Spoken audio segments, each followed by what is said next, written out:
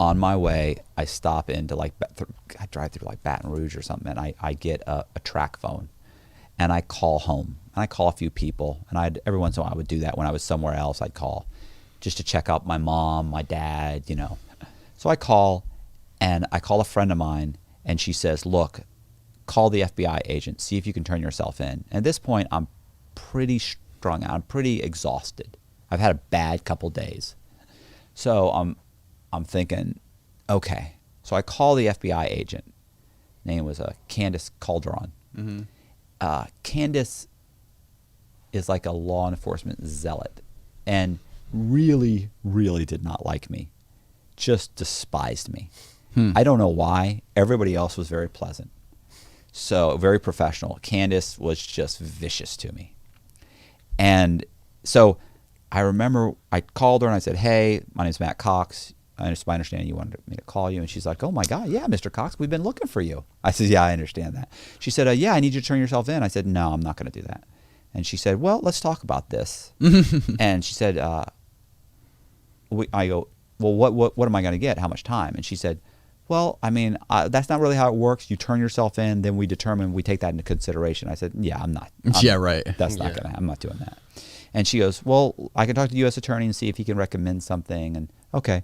So she's like, you do understand we're going to catch you. And I go, well, I'm not sure how. And she goes, well, I mean, let's face it. She goes, eventually you'll get pulled over by the police. I said, I've been pulled over by the police. She goes, well, I mean, you'll go to get a ticket. You'll try and hand him a driver's license. I said, I've handed him a driver's license. I said, as a matter of fact, I've gotten like 4 tickets in different people's names. I actually went to traffic school as another guy recently. I gotten like 3 tickets in his name. He was going to lose his license. I had a car in his name. I had to go. Jesus. So, plus it was 8 hours I didn't have to spend with Becky. Right. So, Yeah. so I'm telling her this, and she's like, oh, you're so cocky. She said, you think you're not going to get away. Eventually, you'll get caught. She said, you'll go home to see somebody. Somebody will recognize you. Mm-hmm. You'll get pulled over. Something will happen. I said, listen, nobody's going to recognize me. I said, I've had multiple plastic surgeries. I mean, and if you actually look at the pictures of me, I look vastly different. Mm-hmm. They actually, anyway, it's another story. And the point is that I'm like, look, nobody's going to recognize me. I got multiple driver's licenses. I've got passports in other people's name. I've been in and out of the country. I said, and there's nobody in Tampa that I want to see. So unless we work something out, you're never going to have this conversation with me in person. And so she says, okay. She calms down. And I remember she said, what'd she say? She kept calling me sweetie. Listen, sweetie. Listen, sweetie.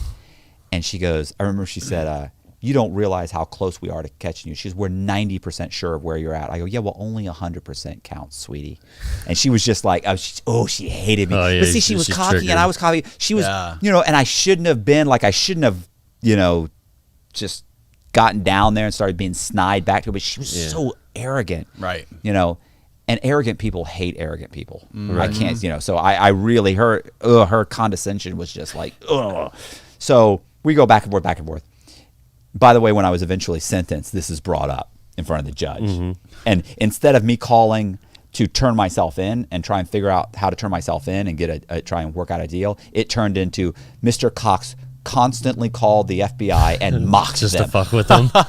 Yeah. What are you talking about? I called a couple times. So anyway, I hang up the phone.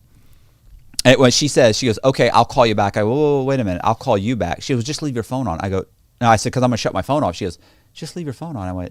I said, no, you're probably tracking this phone right now. You're trying to triangulate it or something. And she goes, oh, get over yourself. She goes, you're not that important. And I remember thinking, yeah, she's right. Who do I think? I'm nobody. They're not trying to track the phone. It's just stupid. Come to find out, when I later ordered the Freedom of Information Act, right? They were tracking the phone out of Baton Rouge, and they'd actually sent 2 U.S. Marshals to the 7-Eleven where I'd bought the phone, where I was sitting talking to her on the phone. Really? So it just so happens that I hung up the phone and I turned it off and told her I'd call back in a couple hours, and I got up and I got in my vehicle and started driving.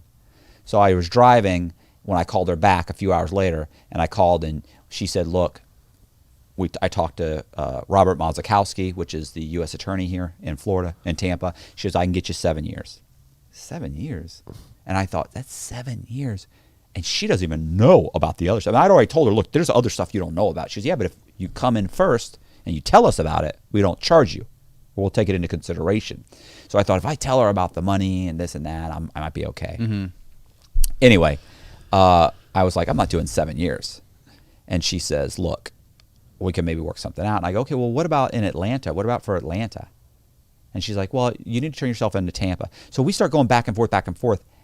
And eventually I go, what about the Secret Service? And she's like, look, you need to turn yourself into the FBI in Tampa. Just come back to Tampa. And I went, well, yeah, but I'm closer to Atlanta. Maybe I should just turn myself in Atlanta. And eventually it comes out that I'm like, look, I've mentioned Atlanta several times. You won't even address it. Did you talk to the U.S. attorney in Atlanta? And she goes, finally she says, no, I didn't talk to the U.S. attorney in Atlanta. I can only speak for Tampa. I go, so the 7 years is only for Tampa? And she goes, Right. yes. I said, oh yeah, we're done. We're done. Yeah. Click. I wouldn't believe you if you told me water was wet. It's over. And I just chucked the phone out the window. Right.